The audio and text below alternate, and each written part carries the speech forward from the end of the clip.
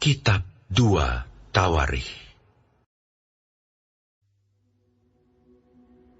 Ketika Ratu Negeri Syeba mendengar kabar tentang Salomo, maka dengan pasukan pengiring yang sangat besar, dan dengan unta-unta yang membawa rempah-rempah, banyak emas, dan batu permata yang mahal-mahal, datanglah ia ke Yerusalem hendak menguji Salomo dengan teka-teki.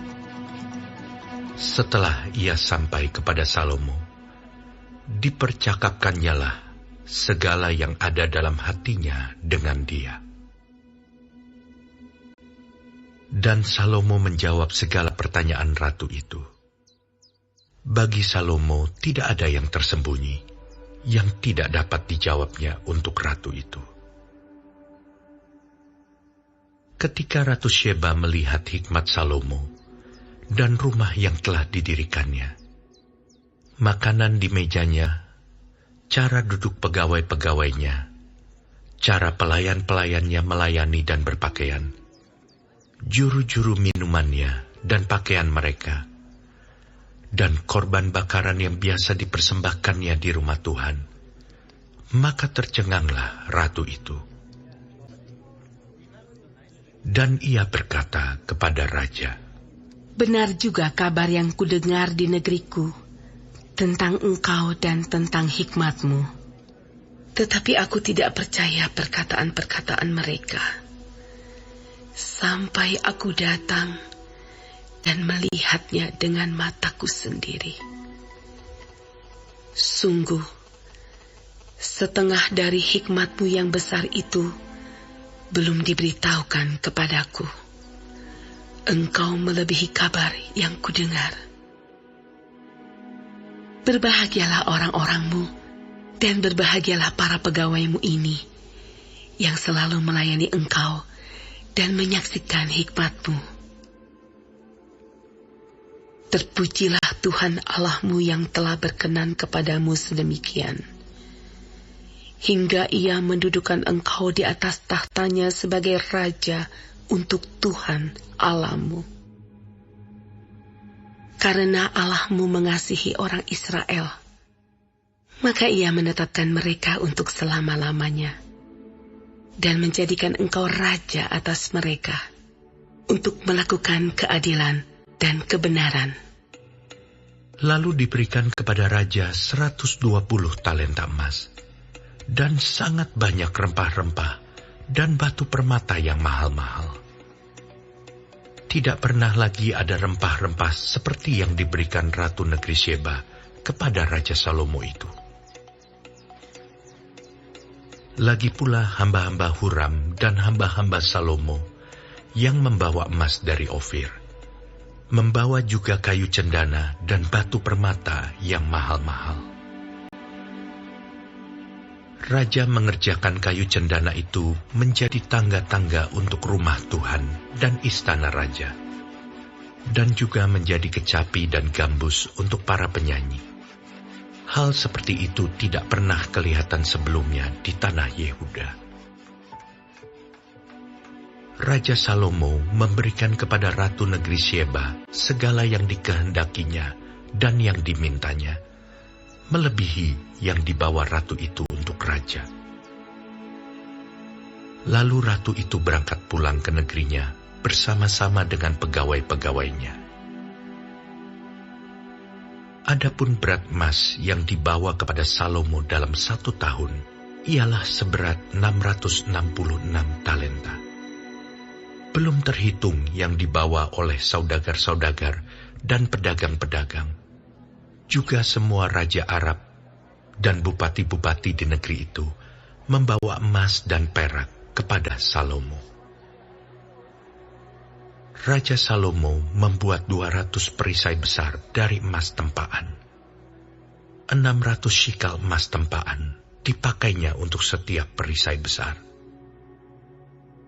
Ia membuat juga 300 perisai kecil dari emas tempaan. 300 shikal emas dipakainya untuk setiap perisai kecil. Lalu raja menaruh semuanya itu di dalam gedung, hutan Libanon.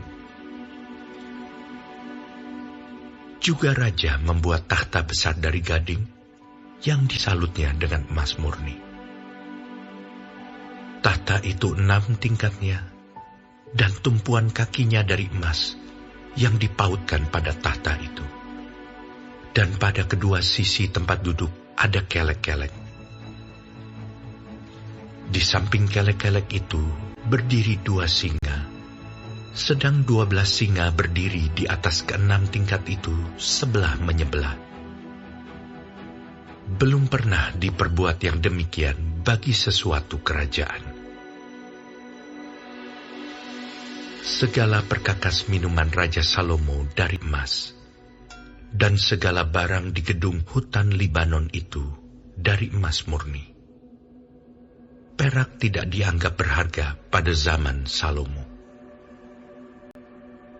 Sebab raja mempunyai kapal-kapal yang berlayar ke Tarsis bersama-sama dengan orang-orang Huram. Dan sekali 3 tahun, kapal-kapal Tarsis itu datang membawa emas dan perak serta gading, juga kera dan burung merak. Raja Salomo melebihi semua raja di bumi dalam hal kekayaan dan hikmat.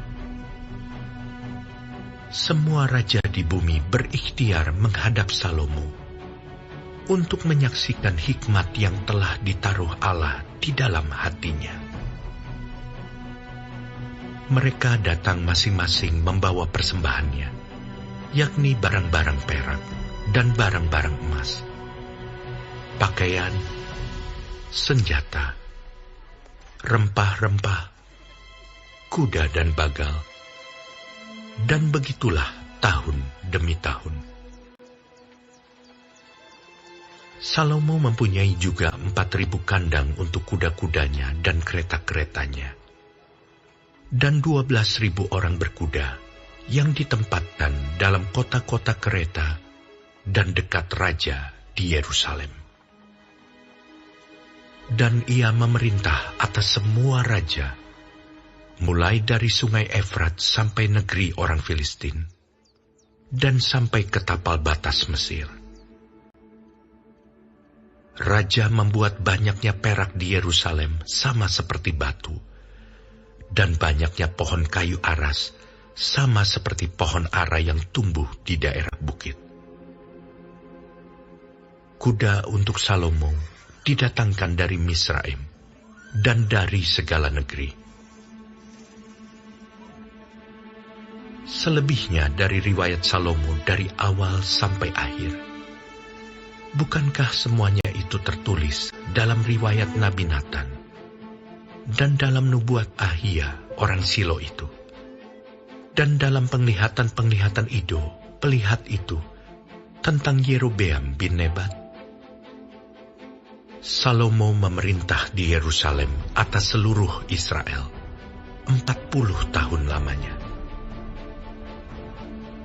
Kemudian Salomo mendapat perhentian bersama-sama dengan nenek moyangnya, dan ia dikuburkan di kota Daud ayahnya.